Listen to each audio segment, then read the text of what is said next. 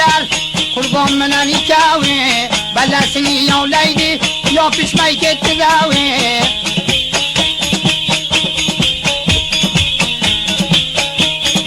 Sütten okkalların nasihatı bedellerine, süt çeçe kavogende şeydaman gerderlerine.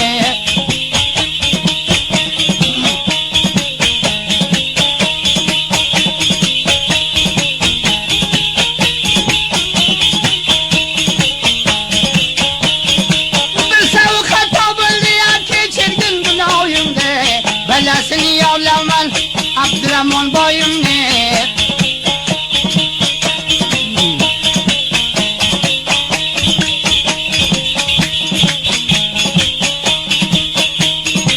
Menzilli uzağa kala kırlav kıldı cavdini, umriyle bir röz kalsa yitirmegin bodini.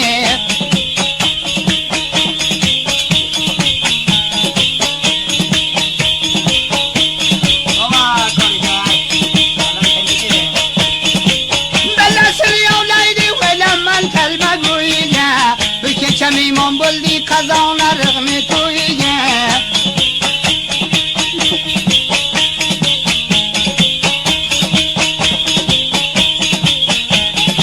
Alpayga çam meyman bastırır yılyan meyman. Munda gatla barakan Alpayya tam meyman.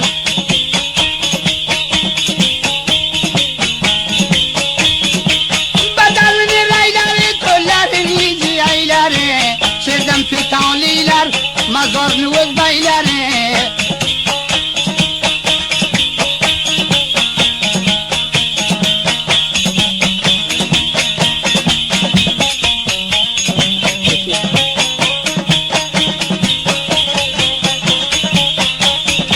Mürtazı kıldı çalavni, velyandı mavli tala.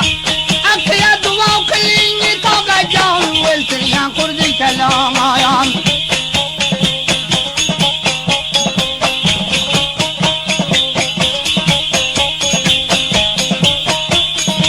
Alpamuk doyurmadım, nav kavni kelime.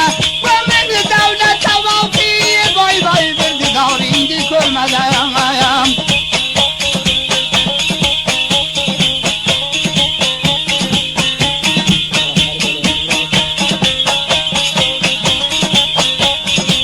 Gözden tirdi damdir, akıttı cana can.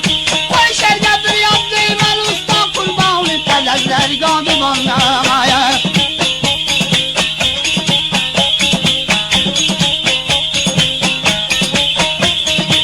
Belayı yavlay kızım bir kokumla doldu bayım. Şumak yavrum ya geldin niye bay bay der ağzı dersi kayım ayım.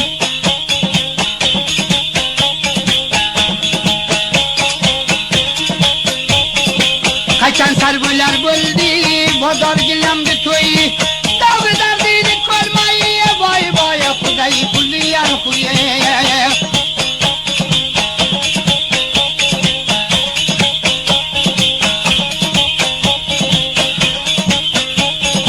Gümbüre buldum saldım periller kıladım naz.